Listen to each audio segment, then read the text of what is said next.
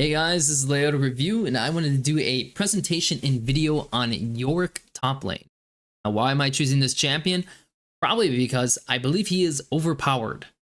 He got a number of changes going into patch 14.3, which I addressed, and I'm going to do a little quick view of what those were first before getting into the meat of the presentation. So let's do it. For one, as you can tell, his solo queue win rate has increased. It's 52% now. And I can tell you right now, if Yorick's win rate is high, the champion must be broken. He is literally a ball of stats that if you fight him, you have to make sure you can just beat out his healing and then beat out the max percentage health that he consistently does the entire fight. He has a ball of stats. If you can't break him, so if he has a high win rate, gonna do pretty damn good. 2, they reduced the least range on his ghouls. That's always great.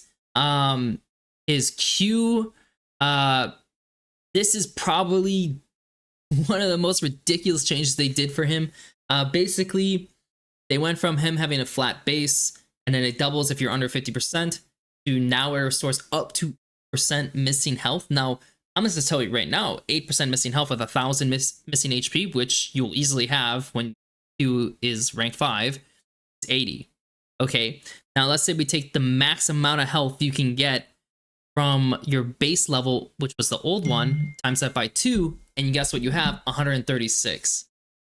Now, if I take 68 plus 80, that's 148. You're getting 12 more healing. Now, this is like the bare example that you'll get 12 more healing. And you're like, okay, that's not that much. However, once you start increasing this, let's say we do 1500, so 120. Holy shit, I'm getting an extra 52 health from my Q hit. Let's say we do a 2000 missing health. Oh my god, I'm getting what?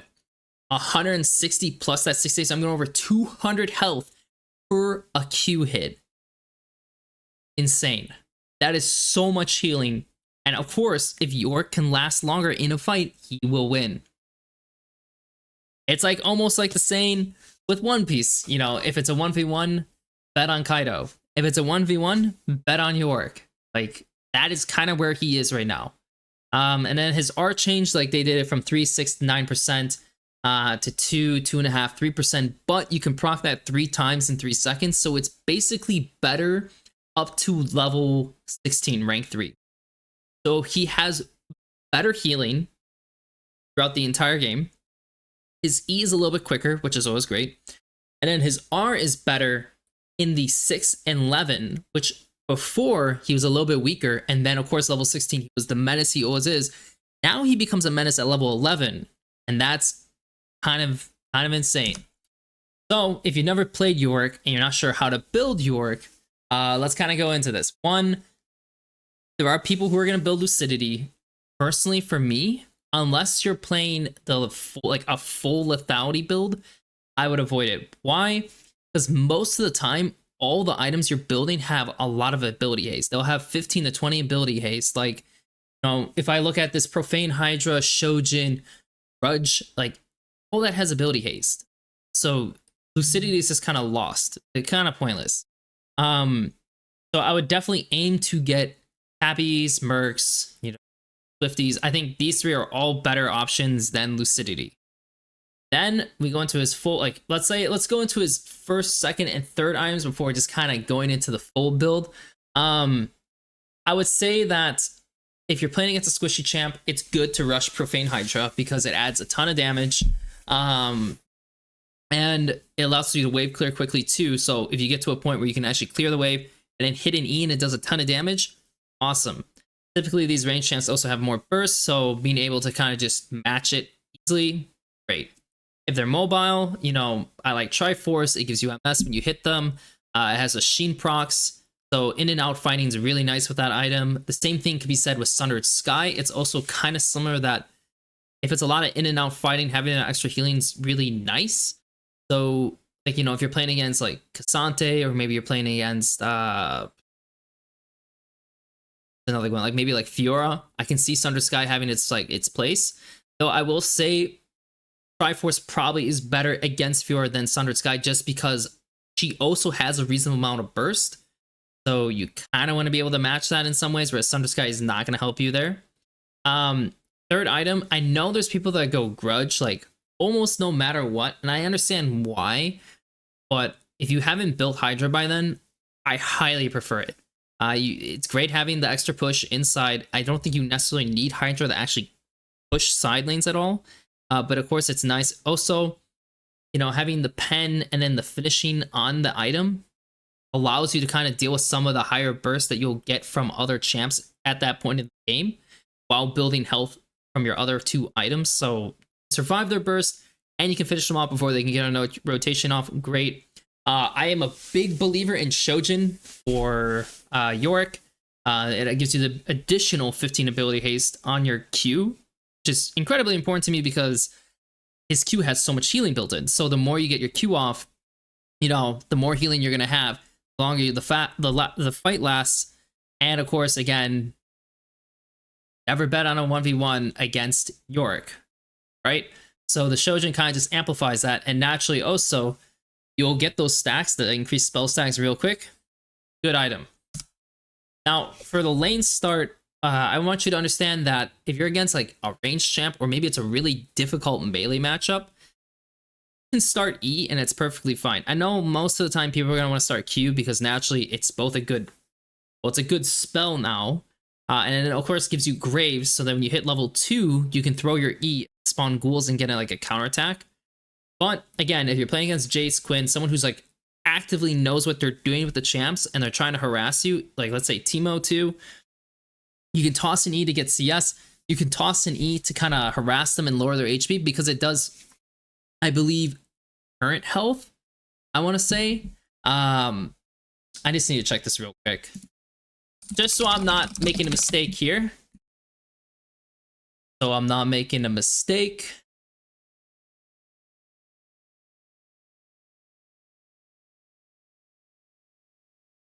Yep, current health. I am right. Just wanted to make sure. So it does current health, right? 15% current health.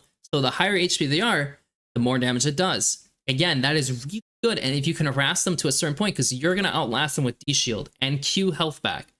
So you outlast them, get whatever CS you can, and then when the wave bounces back, they should be low enough that they can't just be dumbasses trading into you. And you will have the levels, you know, you'll have your Q, W, and E. If they trade into you, most of the time they can't get out of your W, and you kind of rush them. So that is kind of where the playstyle will adjust, and how you'll need to actually, like, with the pacing of that lane. Of course, also there's like champs like Darius that will literally actively zone you level 1 because, well, they're just that much stronger. Like, that's just what it is. They're just that much stronger, right? And you can start Q in those matchups. It is possible if the Darius not smart enough to like actually harass you properly, or maybe just however the lane started, you're able to actually hit minions. You can do that. But in the case that if he's already zoning you a ton, start E. Just harass him, get the CS, whatever. And most of the times, again, if you're in these matchups, you're probably going to walk with the wave. Don't try to enter the wave instantly because that allows them to actually harass you freely. Walk with the wave, so if they hit you, then of course they pull aggro, and that helps the situation. Now, the matchups where you're going to be hitting people often, also I realize it says math cups, not matchups. Let's ignore that. These champs are the ones that actively have short trades. Cassante, you know, he hits you with a Q and then you hit you with an auto. Yora Q, you know, Zach W's, Nasus Q's. You know, you can actually actively trade in front of them, and that's where you're going to want to have the Q versus it's a little bit of a long CD. And can be late to the wave. It's not like you have to start in the wave to properly fight this out. But that is like, and again, like I said, E is very specific, and then in most cases you'll start Q, but knowing when you have to start with E and knowing how to enter the wave will be pretty critical to getting past your weak states. And then, in my opinion, never take bone plating, because I think Yorick just doesn't trade that way. Like, he will not be able to run someone down level 1. It's just not a thing. So always take second wind if you're dipping into resolve, and most times you probably aren't, because you're going to be taking grasp. If you're against a range matchup, I would obviously not take grasps. You can do a lucrative Comet or First Strike, which I know a lot of people like First Strike, but you can do those two as well to kind of just deal with the laning phase because grass isn't going to have as much value anyways, and just go from there. For your main spikes, naturally it is your level 6. I mean, anyone can tell you that, like, oh, Yorick 6, holy shit, I can't fight him. But going up to that point, you need to play footsies. You need to be patient when trading. Why? You're not insanely strong in the beginning of the game. It's just not how your champion works. Your Q is not a high enough CD that you can kind of just continuously heal from it. You can keep building more graves and then tossing your E to like have the ghouls attack them. Like, it's just not how it works. And Aatrox is the same thing. He can fight level 1 if necessary, but ideally he typically plays it slow and gets levels. Then his CDs are shorter, and then he can actually play the game and win out. Yorick is kind of the same.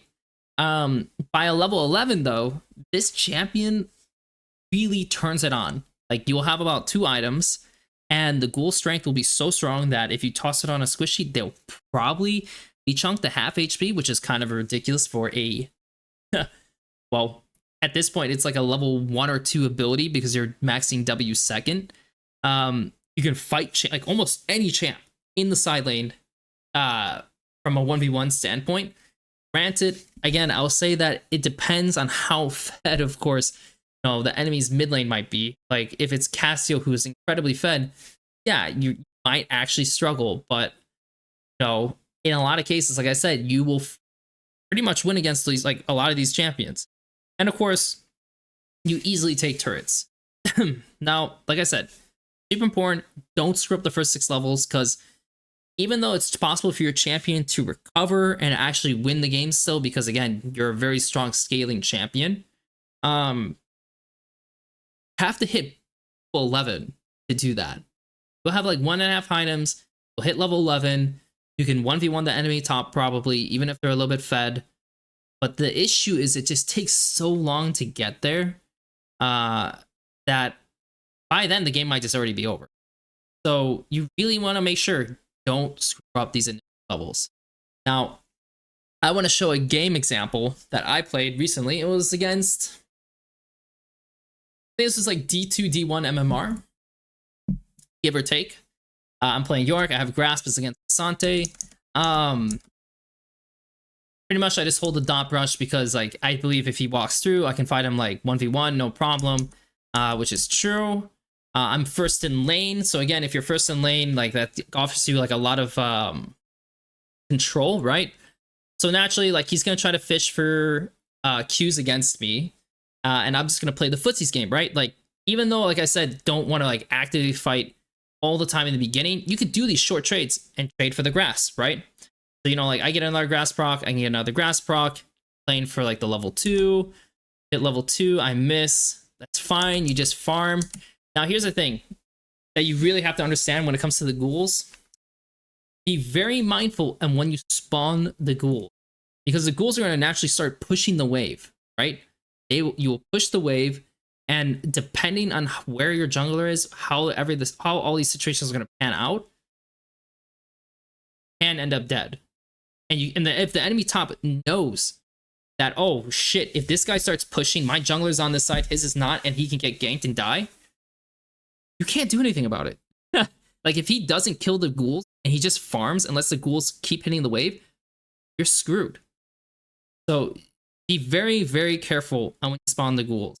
In this case, because I warded the top jungle, I know that he's not starting up here, so the first 3 waves I probably will be fine. So me fighting for control is good with having the ghoul.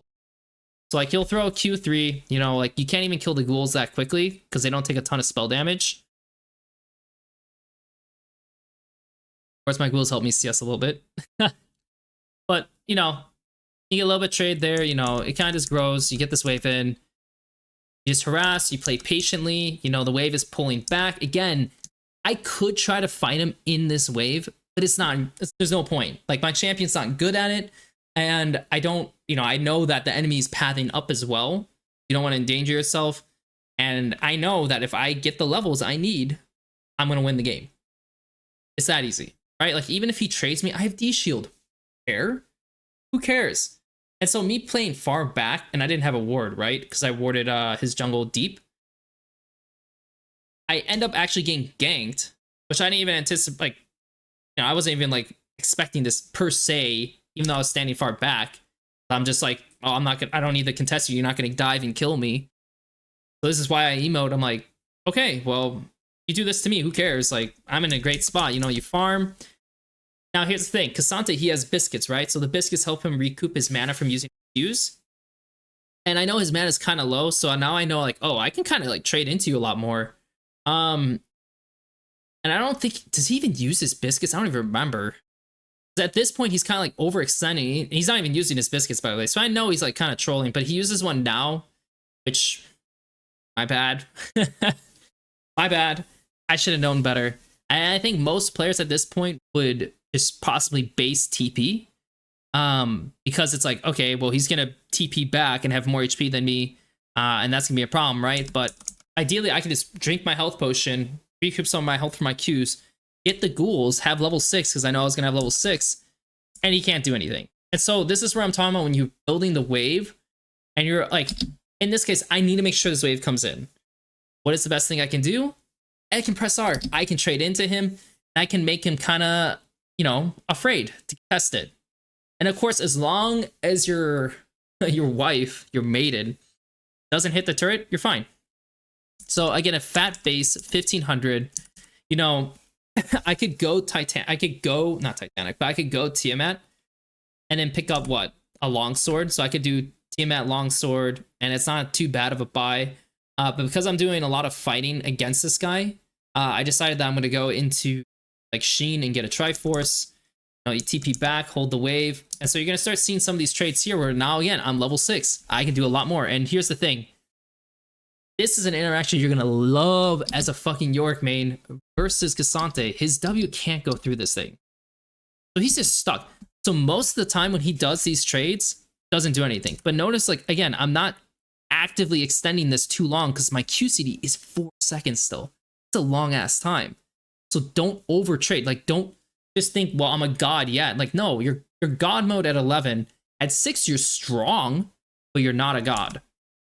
So, this wave plays out. This guy actually gets pretty lucky. Well, it's not even lucky. It was actually smart. His Q3 knocks my maiden into him. And since it's so close to the turret, I can't pull it back. And it's really bad to lose your maiden early on. I'll say that right now. If you lose your maiden to turret, typically you want to be able to carry this to like level 9 a little bit later. But I lose it, whatever. The lane kind of just extends. I get ganked again. I'm just farming. Pairs, you crash it. You base. You get another good buy. He gets 2 plates, and yeah, that sucks. But again, who's gonna win? I think other players, again, in this situation would say, well, I should just stay. I have 300 mana. Maybe I should look for some fruit. I have 1100 buy, and this guy wants to contest the grubs. I think secondary grubs. So I'm like, okay, I'm gonna make sure I spend. You can have the 250, which, yeah, sucks for me, but doesn't really matter in the end because I just want to help. Like, I just want to be present and available to be involved in these fights. So now this is where it gets interesting.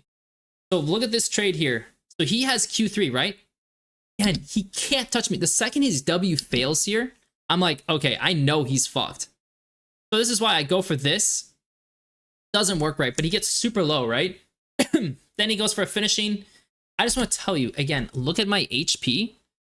Look, I'm at 1300 HP, and I'm taking 1, 2. I gained 133 HP from my Q. Take another. Guess what? I fucking live because of the Q change. I literally live because of the Q healing change. He dies. I'm in a prime spot. That guy tries to kill me. He has nothing to tank. I have 100 HP. I basically gained 200 HP for 1 Q. I'm level 10. That is nuts. That's absolutely nuts. So then at this point, again, I'm level 11. I'm at the prime spot of my time. Like, I'm there. I know I'm gonna fucking win the game as long as I play well. So you just play the map. I die here because I run into these guys. But if you notice, I'm like, my guy's taking Herald, so not a bad trade, right? In the end, not a big deal. You extend this even further out, and I run into a Cass in the side, and I'm like, I can kill this guy. No, you hit a Q, you hit an E, make him blow his R. You know, he's stuck in here, and he's just trying to trade into my Maiden. And he's like, okay, I'm safe, right? But I have Flash. Then I'm able to do this. And of course, if I hit E, this guy would die even sooner. And even notice while him trying to DPS me and I'm taking a ton of damage, it doesn't matter. I have a ton of HP. I have a ton of healing. I take this. I die to this, but my team is taking the dragon.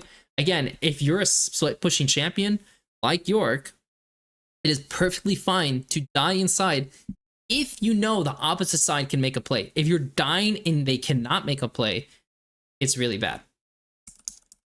So, you know, these guys are just kind of getting antsy. You know, it turns into a huge funny situation where everyone's just kind of dying. This situation was extremely funny because the Cassante actually saved me. At this point, we kind of overstayed. You know, I have 60 HP. I have 60 HP to my name.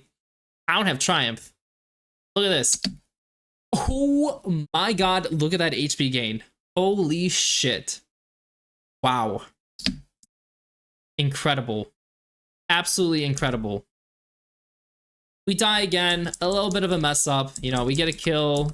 Able to push. Now watch this again. This is a full HP Cassante. Ultis has 60% HP. You know, at this point, I'm what? I'm level 15? Can't do anything. This guy literally cannot do anything to me. I'm 6-3, but this is where this is the most interesting part where I tell you that your E can be such a threat. So look, he gets hit, takes 360 damage from my magic E, right? Look how much the damage the ghouls do with my Maiden. 2,000 damage. She almost gets one shot from just one ability. This champ, absolutely ridiculous. He can handle ranged champs. He can handle melee champs. There's really nothing he really can't do, honestly, at this point. And of course, this kind of like finishes off the fight, but this was, again, you know, just a demonstration that you're playing the lane, you're okay to sacrifice if necessary, short trades, nothing long-term. Even if you have level 6, don't go all in right away. Just chill out, you'll be fine. And eventually, when you hit those core parts, the level 11 and some items, God, then you'll win. That's it. That's all there is to Yorick. So go out and try it. Trust me, it's good. Ban it if you're not going to play it in top lane. Unless you have both a counter or a good process towards beating it. And enjoy. Thanks for watching.